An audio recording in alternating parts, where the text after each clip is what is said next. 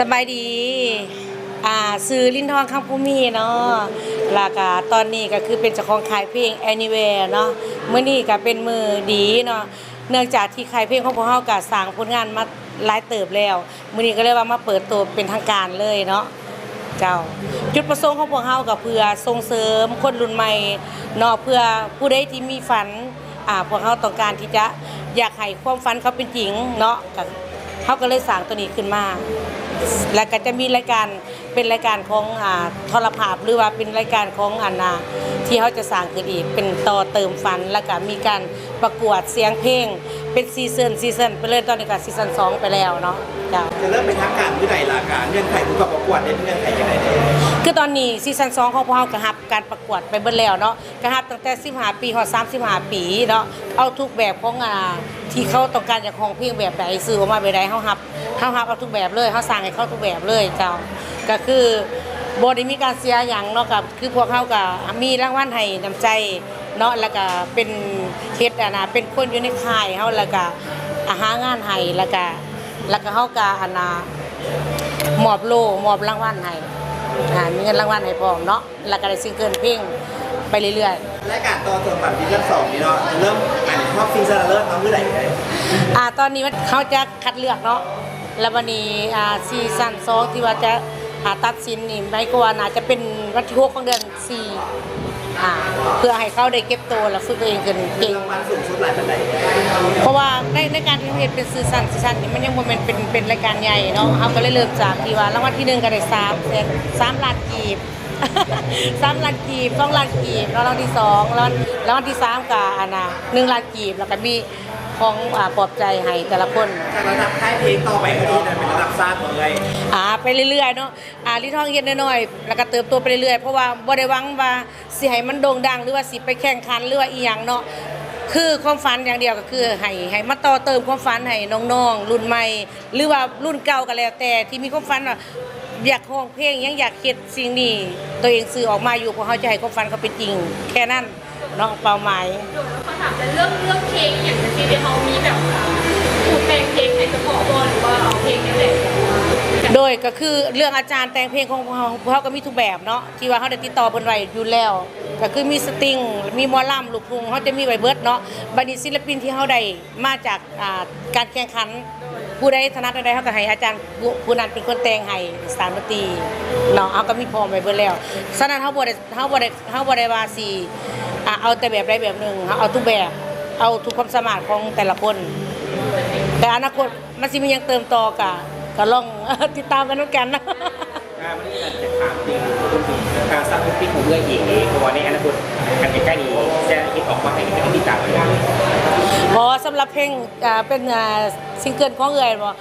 ซิงเกิลของเอ๋ยนี่ก็เฮ็ดเรื่อยๆเนาะปีนึงก็ประมาณ2เพลงหรือ3เพลงก็เฮ็ดกันอยู่เรื่อยๆต่อเนื่องอยู่แต่ว่าบ่ทันได้เฮ็ดในสังกัดเพลงตัวเองบ่ได้สังกัดอยู่ในค่ายตัวเองถือว่าอยู่ในค่ายตัวเองนี่เพลงตัวเองยังบ่ทันมีเดี๋ยวจะเริ่มกันในไว้ๆนี่เนาะแต่ว่าอยู่บนอื่นค่ายอื่นเพิ่นต้องการลิ้นทองให้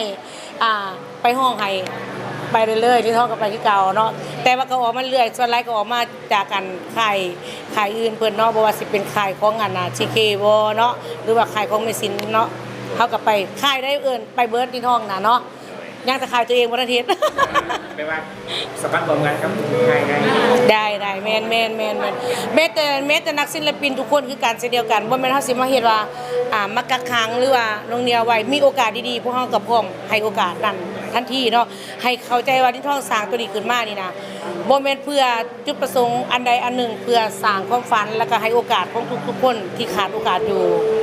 เลยต้องฝากถึงแฟนๆเพลงที่เคยติดตามเพื่อนเขาแต่สมัยเป็นสมัย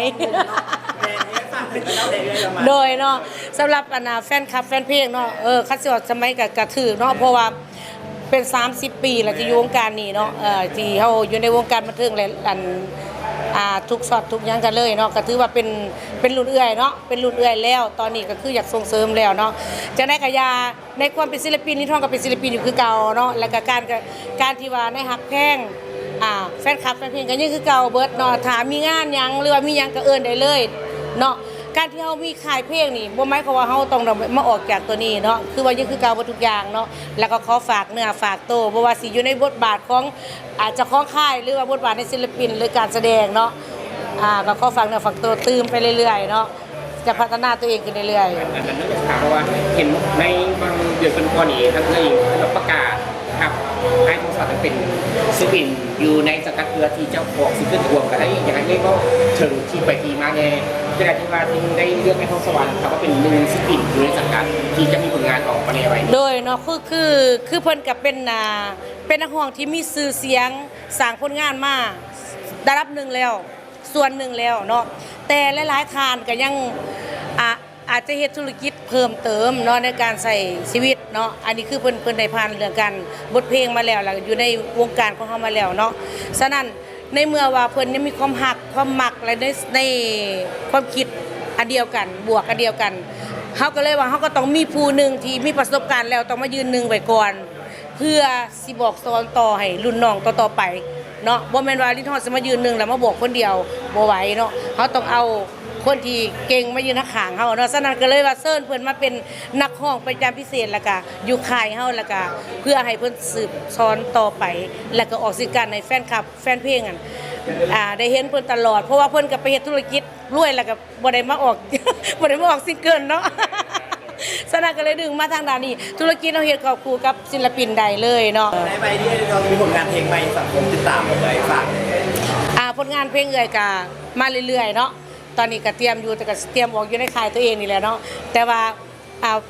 ฝากไว้ก่อนกันแล้วกันเนาะกำลังอยู่ในการวางแผนแต่ว่าตอนนี้มุ่งเป้าไปหาน้องๆที่ได้ซีซั่นหนึ่งผ่านมาเนาะเขาก็ต้องเฮ็ดเพลงให้เขาออกมาก่อนแล้วก็วางเป้าหมายให้น้องๆก่อนแล้วก็เอ่ยก็จังตามไปก็ได้ก็เฮ็ดแน่นอนโดยเขาจะประกวดอยู่ปากทางเนาะมันสิมีหอประชุมมันของฮูปเพิ่นอยู่หั่นเนาะมันเป็นหอประชุมที่ว่าโอเคเลยเนาะจะรับจำนวนได้อยู่ประมาณ150-200 คนอยู่ในหั่นโดยอันนี้อยากถามบทเพลงที่ว่าจะใช้คำว่าประกวดที่ในจีซันสองนี่จะเป็นบทเพลงแบบว่าแต่งใหม่บนว่าจะนำเป็นบทเพลงเก่าเข้ามาแข่งขันในตอนนี้คือเขาเริ่มใหม่เบิดเลยเริ่มใหม่เลยเพลงใหม่เบิดเลยเนาะนักร้องกับนักร้องน้องใหม่ไปเลยเนาะคือนักร้องเก่าเขากลับมาให้เป็นเพื่อเป็นยืนหนึ่งและเบิ่งแย่งน้องๆเนาะแต่ว่านักร้องที่ว่าแข่งขันนี่คือนักร้องใหม่แต่งเพลงใหม่เนาะยังบ่ทันมีแผนการที่จะ cover เทื่อน่าจะให้เวลาจัก6 เดือนหรือปีนึงไปก่อนเขาจะสิมาว่าเรื่องการ cover ก่อนเขาเบิ่งสถานภาพของนักร้องเขาอีกรอบนึงก่อนเพราะว่าคำว่าใหม่เขาต้องให้ใหม่คู่ไปก่อนเพื่อเขาเติบโตไปคู่กันเนาะด้วย โอเคก็เป็น เลยขอบใจหลายๆเด้อขอบใจหลายเด้อ เจ้าเลยกับม้วนเลย เด้อ งาน3เจ้าเลย ดาวโฮมอสังหาริมทรัพย์ห้องเสื้อไมสไตล์เมนโฟลเดอร์คำเผาสั่งได้เดอะบาร์เบอร์ลาวมิสเตอร์ลาววีแค่สมสกัดเพื่อสุขภาพ